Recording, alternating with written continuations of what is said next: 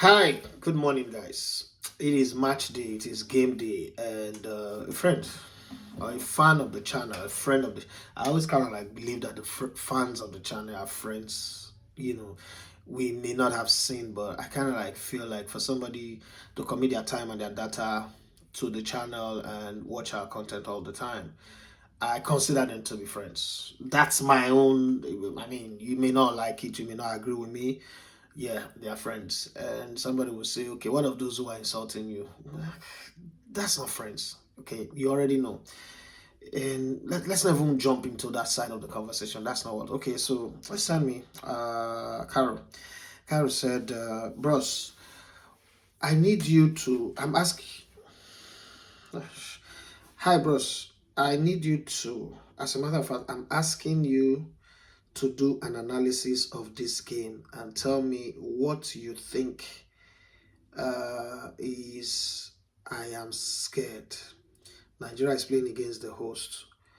The hosts have not been fantastic, but they've managed to go through.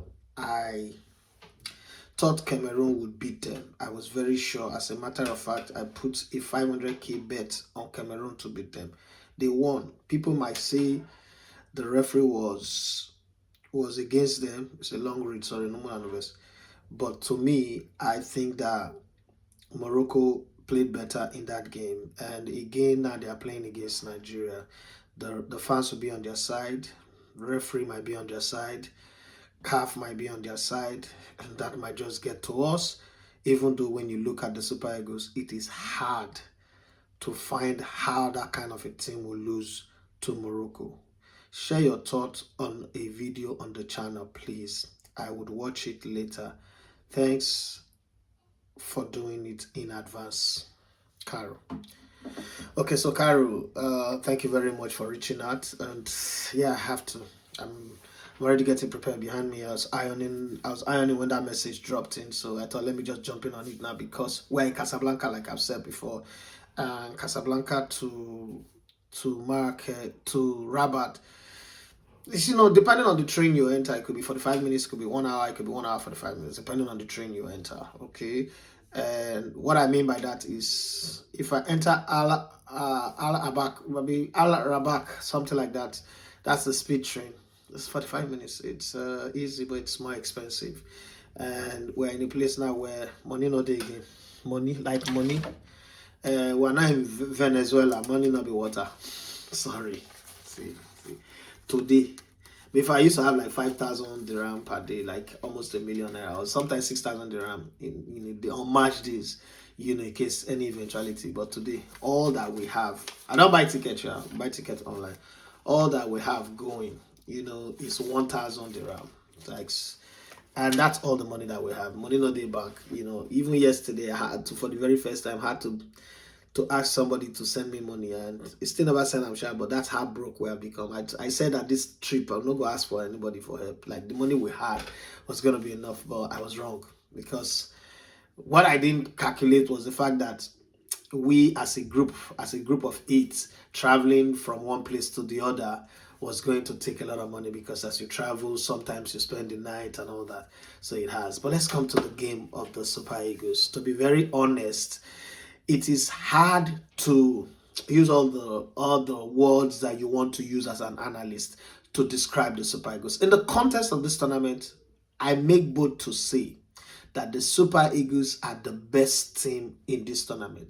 Not because I am a Nigerian. If you follow me on this channel, you know that I am the Super Eagles' worst critic. Like I criticize the Super Eagles aggressively, the players and all. And this tournament has proven me right. Some people say the tournament has proven me. No, it has proven me right that this team have been shit since. Let me give you a good example, vintage example. There is not one person that can stand there now and say, oh, Alex Iwobi is a bad player. This tournament in 5 games is proven that consistency that we've never seen with him in the Super Eagles. Now that's what quality is all about. Nobody can argue against Osimhen's football. From under 17 up until now, he's been the same, improving in his game. The only problem Osimhen have is his character, and only God will help him. because he doesn't seem to have people that he listens to. Maybe Ode Gallo, very few people, but that's a different conversation. Let's focus on the football. Akko Adam came in and within a very short time did what people like Cyril Dessas, Terry Murphy, Victor Boniface couldn't do. That is, sacrifice his own position and work for the team. And somehow along the line, his own position is not coming to the front, because now people are also making sacrifice to pass to him and get him to score, which is very fantastic. At the end of the day, it's going to be a battle between Brahim Diaz, Osimhen, and probably Lookman. I think that quarrel, if you watch the last game, that quarrel have subdued Lookman a bit. Yes, he's playing in the team, but I'm looking from a technical perspective. But it has also now creates a situation where we're not more of a 4-4-2 instead of a 4-3-3 as we used to be. If you look, the synergy between Osimhen and Akko have now come to the fore. It is good for the team. If we go on to win the tournament, we will forget all the quarrels and all the fight. But let me answer Carol's question the way I should. So the Super Eagles against Morocco, we obviously are going to be playing against the home fans. We're obviously going to be playing against the referee as well as every other person. Now, having said that, the referee is from Ghana. Lee is from Ghana. If you want to judge, you would say there's a West African coalition here. There is neighbors coalition here. But anybody who know Nigeria and Ghana understand that Ghana will not do anything to favor Nigeria. So that is also one side of it. Ghana are not in the tournament. So you would say, okay, they picked the best referee. But another question would be, and that's a question coming from a lot of my Moroccan friends. I just gave out one Nigerian jersey to one, and they're like, okay, why didn't CAF pick a Central African referee to be neutral? Why did they pick a referee from Southern Africa? I said, well, I don't know. These referees were picked and selected, and as the tournament is going, you have already been allocated matches, so you've got to play. Just the same way Nigerians will say, oh, why are we not playing these semi-finals in another place? Why are we playing it in Rabat? But these draws, these centers have been picked before everybody qualified, so it's not a big deal. So let's focus on our team for a minute. Wilfred Ndidi will be missing. I said it in my video yesterday. Can Rafael Onyedika come in and sit? Because what Wilfred Ndidi does is that sitting and then reading the game from his sitting position. What I mean sitting, I'm not saying sitting on the ground. That's not what I mean. Like when you stay, is what they call holding midfielder, right? A holding midfielder who sits in that hole. That hole, when you have that 5 meter gap between the 5 and the 6, or the 2 center back, because they've changed this number now. Defensive midfielder is 96. That gap between the 2 center back, there is somebody who complete the triangle in front of them. I wish I have a technical board. Jesus Christ. I'm feeling like a coach right now. He sits there. Most midfielder get carried away with the ball. The ball moves to the left, they go with the ball, or it goes to the left, they go with the ball, or they push forward and they forget to drop, and then no other person is plugging that hole. When the opposition counters that 3v2 position situation, there is always a gap. And in most times, previously, Arsenal suffered that a lot. But this season, I think Declan Rice and Zubimendi have found a way to do it. Back in the day, it was Vieira, and then for Man United was Roy Keane. That's the position that people like Edgar Davies, had for Ajax, and then for subsequent teams that they played for. That's the position that what's his name? This AC Milan guy, Gennaro Gattuso, Rodri for Man City, Sergio Busquets for FC Barcelona. That position, it's a very, very thankless position. When you play, people don't really appreciate what you do. But you see that guy is the coach in the field. When somebody master the act of playing in that position very well, if you look, every team that have somebody in form playing in that position, they always end up as winners. Donga for France for Brazil, in 1994. Patrick Vieira and Deschamps for France somewhere in 98, and then 2002 you had Makalele, if I'm not mistaken, and all of these guys.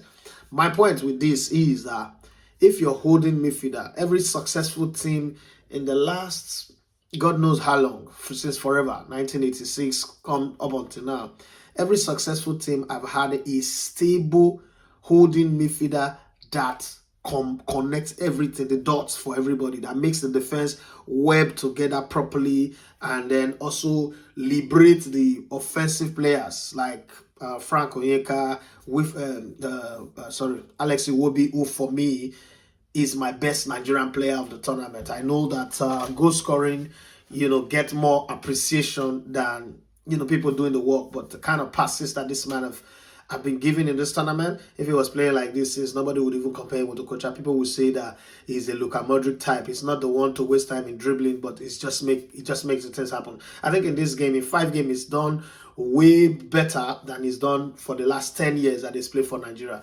That's not an insult. That's not a discriminatory description. That's me giving him the best compliment that I can give him as far as football is concerned. Now, when you look at the Super Eagles, it is hard to put this progressive play into context. You know why it is hard to put into context? Even a very drab, boring Super Eagles in the last AFCON went all the way to the finals. If they lose, and I'm not seeing that happening, because I think that the Super Eagles are the best team of the tournament. Correct me if I'm wrong and provide facts to back it up. We've scored more. We've gone from conceding 4 goals in 3 games to not conceding in 2 games and still scoring 3 or more goals in the last 2 games that we played. And we create chances every game. And then we have players who can score. With all the many goals that we're scoring, we'll still miss a truckload of chances that is much more than the chances that other teams have converted. That's to tell you that we are a team that is fear of goal. I was telling somebody the other day that if I was the NSC, because they're the ones that are paying the coach, Eric Chell, we would not sack the coach whatever the result. We'll tell him, go ahead with this team and build it and keep going. So all those arguments of, the diamond formation is holding the team back, you can see that that's not true. Like I said during the chat where everybody was blaming the coach, I was like, no. Me, anyway, my analysis, I hardly blame coaches. I hardly fault coaches because I do understand what it is to coach a national team. The lack of facility, the lack of infrastructure in Nigeria, and the fact that, if I say this now, they will kill me. Our league is really not there. And it has also made it almost impossible for our league players to develop the way you expect them to develop. Having said all that, let's stay with the Nigerian national team. I think that the only thing that can make us lose this game is ourselves. And how? The possible windows where things can go wrong is if we go into the field. We've not played any game where we'll concede first. If we go into the field and we'll concede first and then we lose our composure, we might concede the second one. Or we concede first and then we start quarreling or fighting ourselves, we will lose the game. But I don't think that's going to happen. I don't think that what we have is the 2 key elements that you need in football. We are chaotic. Very, very, extremely chaotic. And teams like that, remind me of that Chelsea team that had Idogu Johnson and Aya Robert. They are chaotic to the core. That's that same Bayern team that had Frank Ribery and same Aya Robert. They are chaotic. They thrive in crisis, in creating. I'm not talking of fighting. No. Their game is crisis. Like they unsettle you fast that you don't get into your rhythm. Look at what they did to Algeria. Leave Mozambique, Uganda, and Tanzania. Those are rubbish teams. Then you look at what we did to Tunisia. Again, they spent 75 minutes of their game defending in a 4-4-2 low block until we made substitution and our players went back and then they came in and scored 2 goals. One very, very, it's a penalty. I'm not one of those arguing against it, but I think it was soft. But like I was saying in the media tribune on the day of the game, I said if VAR call this referee, it's going to be a penalty. But if VAR doesn't call him, it goes. And when penalty was awarded, people were shouting, but I said it is what it is. It's a handball, and the referee decided to do it. But for me, I think it was soft. But anyhow you say, but because you're Nigeria, that's why you're saying that you are not objective. Well, I don't care what anybody says. So in this game, I think that what it brings is the ability to shut down somebody like Brahim Diaz. So Brahim Diaz is that kind of player who is a very slippery player. It's not really too skillful as people think in terms of skill in the Okocha mold or Ronaldinho mold, But the thing is, he doesn't stay in one place. It's not a Victor Gokores type of player where he's just in one place. The striker know that they can stop him. He's moving. It's like a Joko. So it's not a striker 100%. It's not a midfielder 100%. It's just in between. It's caught in between the lines. And it's slippery, okay? 1 minute is here, the next minute is there, then it's going wide and it's coming down, it's dropping deep, and then it's coming forward. Those kind of players are hard to track because now you don't know where is really who is really responsible to mark him. That's why indeed it would have been good for us. I'm not saying that Rafael Yerika cannot come in and fit in, or Bashiru or anybody cannot fit in. But if you're not bringing Frank Onyeka to go and play in the hole and bringing somebody else, would he be able to do the job that Wilfred does so clean? Again, would we be losing something because he helps us get legs? Would we be losing something if Onyeka goes and play in the hole? Would we not lose this fluidity that Alex Iwobi brings, the beauty that he brings? And you know, the thing about his own beauty is he's not forcing it. Like the Okocha, Okocha wants everybody to know that I am the chief entertainer. Oh, the whole world should be clapping for me instead of the team. Alex Iwobi does it so effortlessly, like water flowing through the stream. Like, oh God, boy is playing some beautiful football in this tournament. Would we miss that? Because again, it is those passing. If you remember my previous analysis about the Super Eagles, I keep saying that we have strikers that can take any opposition down. Striking is not our problem. The problem is our supply chain, our supply channel. Our supply channel is like when your arteries are clogged with too much proteins or too much fat and you start having heart attack. I can say that carefully because I just suffered that and I'm still on treatment. I've got like medication all over it. The whole of this table, half of this table, or a quarter of this table, more than a quarter anyway, is filled with my medication. I came to Morocco even against doctor's advice, but I know I needed to do this, not just for me, but for the young ones, the rookies, that I think that this is the opportunity. This AFCON had passed and I didn't come. I'm not sure I would want to do it the next time because maybe the next trip I'll have will be my family, me and my children and my wife, just a quiet trip and just do our thing. It doesn't have to be AFCON. So I think that the window to give people like Timothy Deimbo, Emmanuel Sebastian, Ahmed Kalejayi, Joy, Mikolo, Jamiu, you know, the window to give them this opportunity to do this and cover the tournament in North Africa, it would pass by and I will not be able to do it. So long story short, this is why I did it this time. And having done all that, let's go back to the team now. Would Morocco be a problem? Let's look at the football from an honest point of view. The difference between Morocco and Algeria is not so wide. It's just like this. This is Algeria, this is Morocco, and then this is Super Eagles. I know that, I mean, neutrals will watch this and say, man, you're overrating the Super Eagles. No, I'm not. I am not. If you follow me long enough, you know that I'm not the kind of guy you would accuse of overrating the Super Eagles. You know why? I criticize them more than anybody. Like, I really tear this team down. So for me to rate them that high, they've done quite enough for me to be convinced that, you know what, these guys are good enough to receive this applause. Because again, I think that as an analyst, when you see something that is wrong, call it out. But when you see something that is good, don't pretend like you are blind. All of a sudden, you're not Stevie Wonder, you can't see anymore. Oh, you do. No, then that for me is beef. So I think that I'm going to go into this game with the mindset that if we play the way we've played throughout this tournament, the only missing link now is Wilfred Ndidi. If we play the way we played throughout this tournament, and sometimes that one missing link can be very big thing. It can. But if we are stable as we have been, we would win. But cautiously, I am saying this, that the Super Eagles have also internally, over a long period of time, created a persona of when everybody expects a lot from them, they fail. When you expect little or nothing from them, they do well. So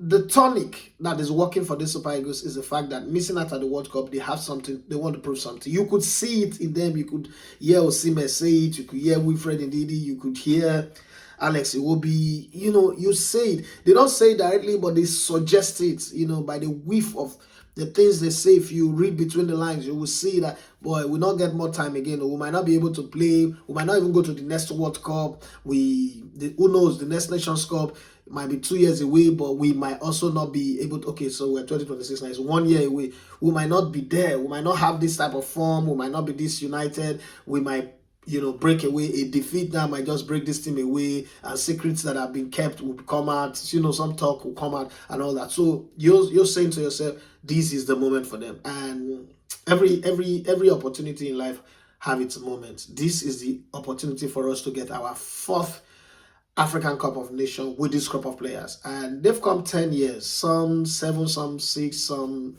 8, but they've come 10 years. They've missed out on 2 World Cup. We're still prying the back of the door to see if we can disqualify Democratic Republic of Congo. But with those same players, they came to play in this AFCON. Nobody protested against them. Nobody complained. So I'm wondering why we think that FIFA will answer us anyway. But that's a different conversation for another day. So that energy, that desire to prove a point, that desire to say, you know what, we want to win is there. And that can carry them through. But this is not me underrating Morocco. I'm just saying that we currently have a team that is better. This is also not me saying, oh, Senegal and Egypt are a knockoff, because I'm saying we're going to. I'm not saying we're going to. I'm saying that I wish we can win it. But if we play that poor in the last AFCON and we got to the finals, and we're playing this good, excellently well, this good, why shouldn't we go to the finals? Every time we've played this well, this fantastic, we've been to the finals. In 1980, we played this good, we went to the finals and won it. In 1994, we played this good, we went to the finals. We almost got to the, in 92, I thought that we should have also won it in Senegal, but we did not. In 2013, we didn't start well, we're not good, but from the Cote d'Ivoire game to the Mali game and then the Burkina Faso, I thought, this is my opinion, I thought that we were like the best team. Just the Cote d'Ivoire game after that, we were the best team, and we went on to win it, even though the final was a bit difficult, just the same way the 94 final was difficult against Zambia. 2013 finals against Burkina Faso was difficult because Aristide and his teammates really wanted it just as much as we wanted it, but thank God, because on a Sunday Umba said Umbano, and we won it. Damn, it's time for these players to stand up and be counted. Every game is a new war. Every game is a new battle. Every game negates whatever you've won previously. But we scored quite a lot of goals, a truckload of goals in this tournament. We've scored more goals than a combination of multiple teams that have been ejected from this tournament. The semi-final stage of any tournament, whether it's the Champions League, whether it's the African Cup of Nations, European Cup, or the World Cup, everybody have a fighting chance to win it in the semi-finals.